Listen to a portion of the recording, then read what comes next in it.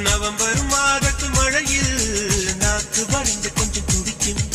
எச்சிலை விழுங்கும் பொழுது வறண்டு தொண்டை வலிக்கும்.